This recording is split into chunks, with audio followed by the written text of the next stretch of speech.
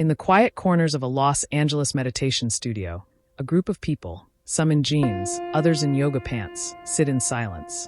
A teacher rings a Tibetan bowl and speaks gently of mindfulness, presence, and self-awareness. Thousands of miles away, in a monastery in Thailand, a saffron-robed monk rises at dawn, barefoot, to collect alms. His life is governed by vows, rituals, and lineage traditions passed down for centuries. Both call themselves Buddhists. But are they practicing the same tradition? Welcome to the intriguing paradox of American Buddhism, a modern, often secular, psychological reinterpretation of a 2,500-year-old spiritual path. But what does this have to do with Carl Jung and his interpretation of alchemy? Quite a bit, actually.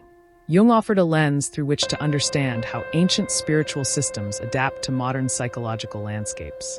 And just as he reframed alchemy as a symbolic language of the soul, American Buddhism has reframed Eastern wisdom through the Western psyche. Welcome to The Unfolding Journey, a channel where we explore the intersections of depth psychology, mythology, spirituality, and the path to inner transformation. If you're drawn to the symbolic, the introspective, and the soul-stirring, you're in the right place.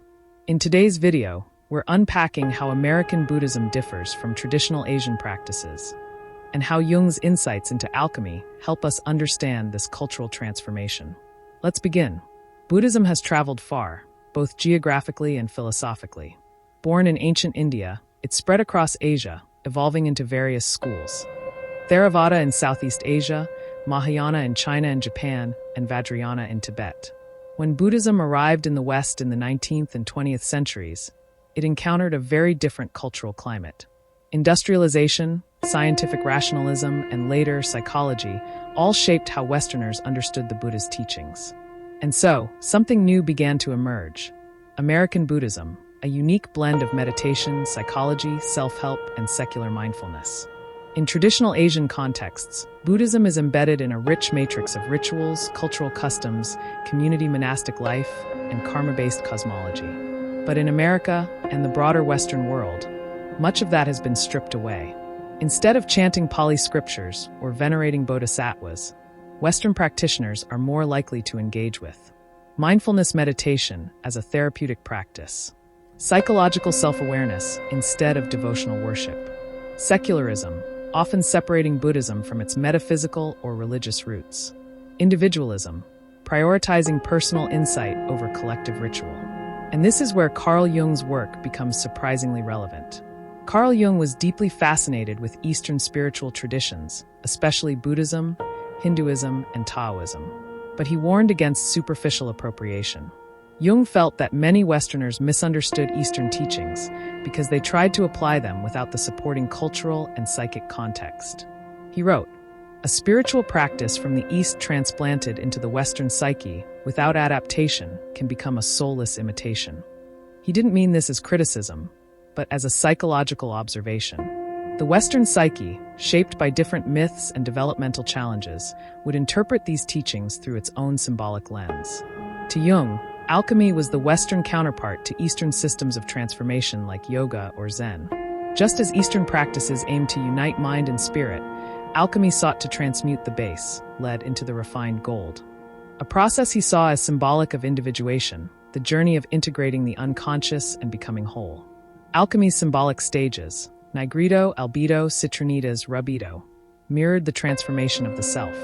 Likewise, the American approach to Buddhism, though different from its traditional roots, often serves a similar purpose: inner integration. So in many ways, American Buddhism has become a kind of modern alchemy, a psychological journey of self-refinement cloaked in meditative discipline. Let's break this down into a few key contrasts. 1. Ritual versus secularism. Traditional Buddhism includes rituals, ancestor worship, and temple life.